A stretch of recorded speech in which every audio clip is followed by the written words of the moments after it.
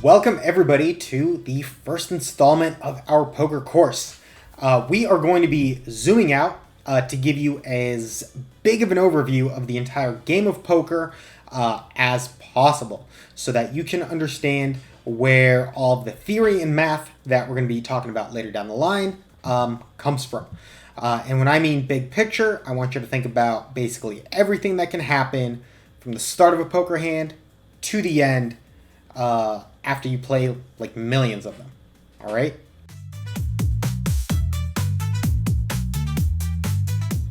Let's understand that poker is a zero-sum game. Our wins come directly from the losses of another player. That means that when everybody is playing perfect, everybody ties. After those millions of hands get played, everybody's going to have the same amount of chips as they started with. All right? And sometimes we call the perfect strategy a Nash equilibrium after the famous mathematician and game theorist who told us that all zero-sum games have at least one unexploitable strategy. All right? So think about something like rock, paper, scissors, which is also zero-sum. Right? I'm sure the example has been brought up to you before. We know that the perfect strategy for this game is always playing a random draw because nobody can pick up any information. They can't get a read on you. There's nothing they can do except break even just like you will, right? But what happens when you spot a pattern, right? Say someone is throwing each option a third of the time, but they do it in an order that you pick up. Like it's 2 rocks followed by 2 papers followed by 2 scissors for forever and ever. You're going to learn, you're going to adapt, you're going to exploit.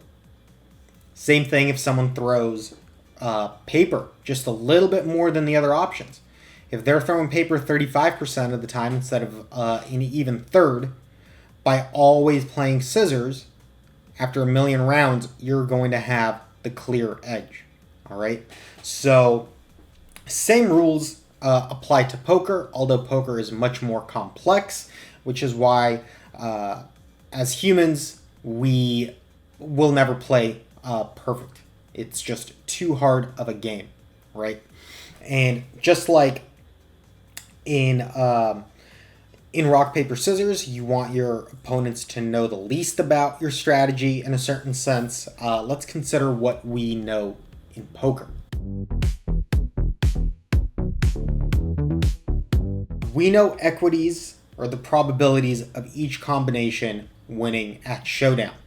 Against a random range, against a range we might assign for our opponents, against a specific holding we might be putting our opponent on. All right. What we can measure are odds of victory. And the other known is the cost of getting to that showdown where the victory materializes, right? We know exactly how much each bet amount is, right? It's not like a secret how much we're calling. It's not a secret how much big blind is. And what is a win in each poker hand, all right? We win when we get worse hands to call, and we win when we get better hands to fold, because showdown means nothing when you can just scoop the pot beforehand, right? So this is where value betting and bluffing come into play, right?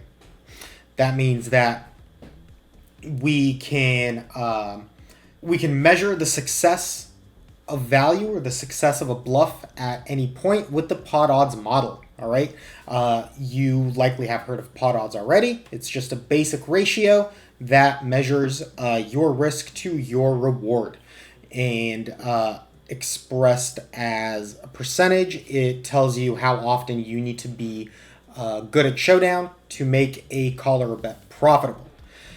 And conversely, and as you'll see, it's a direct inverse of pot odds ratio, you have a minimum defense frequency. That measures how often you can profit by outright bluffing, or when you're on the receiving end of a bet, how often you need to continue to prevent your opponent from running over you with bluffs, right? And these ratios come into play as our ranges get whittled down in the decision tree of poker. So what am I talking about here? Unlike rock, paper, scissors, that all happens instantly at once. There's a series of actions, of bets, folds, calls that can happen in any poker game.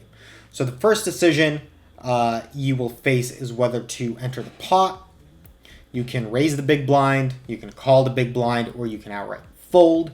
And each of those options is represented as a line or a branch stemming off of this node or decision point that is represented by the dot, right? We can make this more complex by adding a branch for every single bet size that we have open to us. But let's keep things simple. Let's keep in mind after we make a decision, there is going to be another set of decisions to make, either on the street we're on or on a future one, right? So if we call, maybe somebody behind us raises, and then maybe we raise or fold at that point. Maybe we go to a flop where we have the decision to c-bet or check back, and so forth, until eventually there are no chips left or we have just folded. That is when we get to the end of a hand.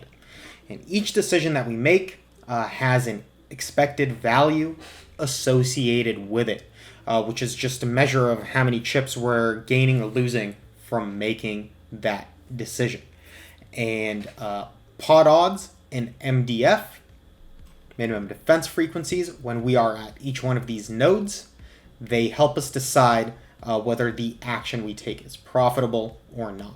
So how is the Nash equilibrium or GTO strategy revealed to us?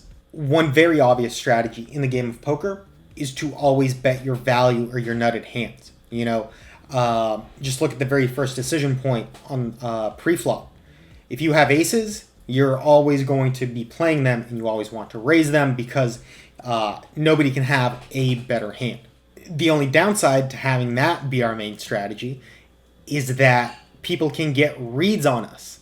They'll know that we always just have the nuts and they can fold to us and then we don't make any money.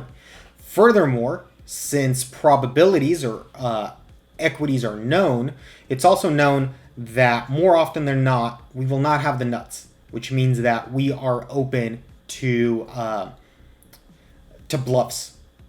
And they can just bluff us out and win that way. So basically, at each one of those nodes in the game tree, we want to have some hands that are also bluff catchers and bluffs along with our value.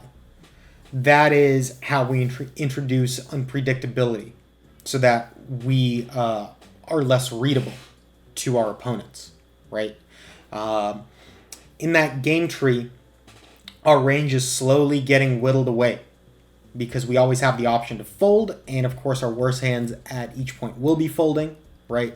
And as that range gets whittled down, we want to make sure that we have some protection, that our value bets are countered by bluffs, right?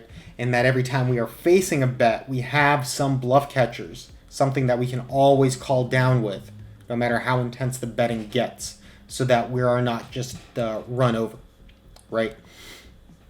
And what solvers do, what computers do for us, is they find those solutions through sheer trial and error.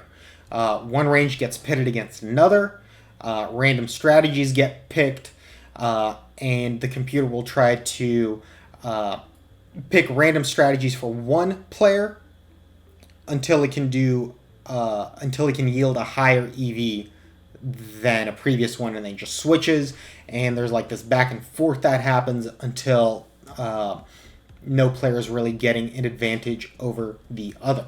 All right.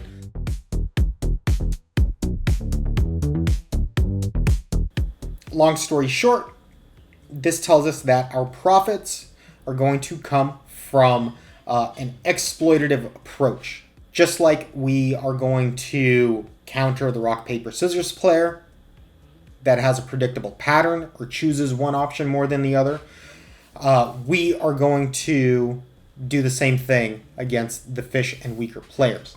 And that means that GTO or Nash equilibrium solutions are really just a defense against people who are trying to take advantage of us.